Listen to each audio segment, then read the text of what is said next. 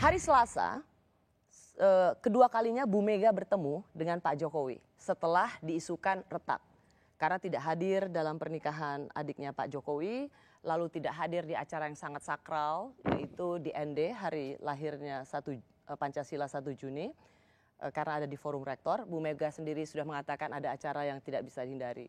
Lalu kemudian akhirnya bertemu setelah diisukan retak dalam pelantikan Dewan Pengarah BPIP dan peresmian Masjid At-Taufik hari Selasa ini.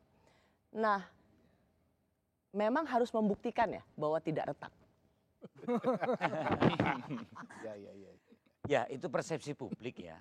Persepsi publik selalu dikaitkan hal-hal yang sifatnya lebih pada narasi publik yang saat ini ada kecenderungan pertemuan antar tokoh yang sebenarnya sangat diperlukan dalam situasi membangun kebersamaan dengan berbagai hal, mengatasi persoalan bangsa ini, selalu dikaitkan narasi yang digiring opini media adalah terkait dengan kalkulasi-kalkulasi capres mencapreskan. Kemudian kalau retak dan tidak retak itu juga kalau orang Jawa bilang tuh otak-atik gaduk, digaduk-gadukkan gitu. Kita harus melihat bahwa ini tokoh bangsa, ya.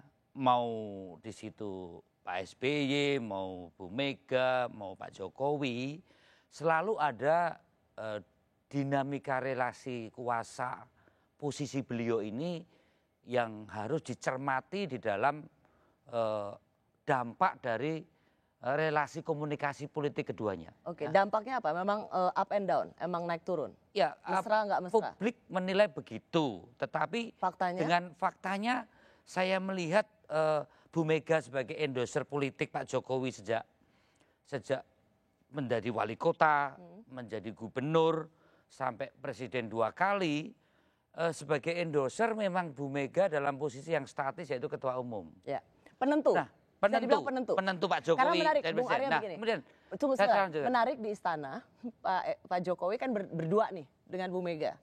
Ada yang difoto tuh jemarinya ada 3, terus ada 2.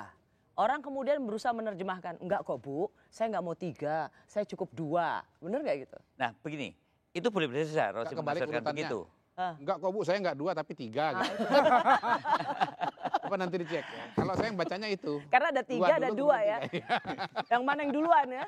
Nah Pak Jokowi, kalau tadi Bu Mega pada posisi statis, kalau posisi Pak Jokowi dinamis.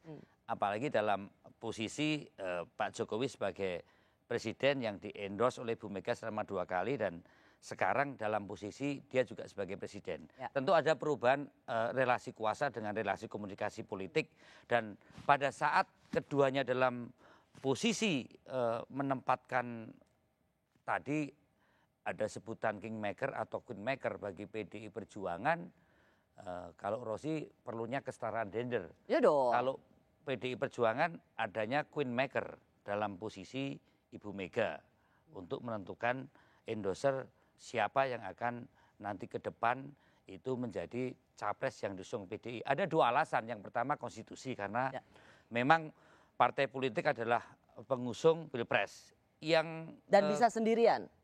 Dan bisa sendirian. Ya. Dan sorry itu, Bung Arya, maaf saya potong. Ketika ada posisi Bu Mega yang statis, kemudian ada Pak Surya Paloh yang lebih gesit menerima kunjungan partai politik, apakah itu sebuah ancaman? Begini, ancaman atau tidak, saya kira kita melihat dalam proses pelembagaan demokrasi kita yang konstitusional itu adalah partai politik adalah pengusung dari capres.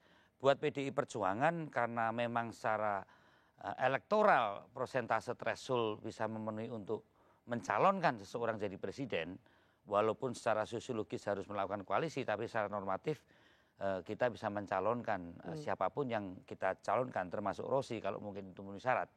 Bagi PDI Perjuangan, bagi Ibu Megawati, situasi kompilasi isu saat ini capres-mencapres tidak akan pernah menjadikan sebagai satu ancaman buat apapun. PDI. Ya.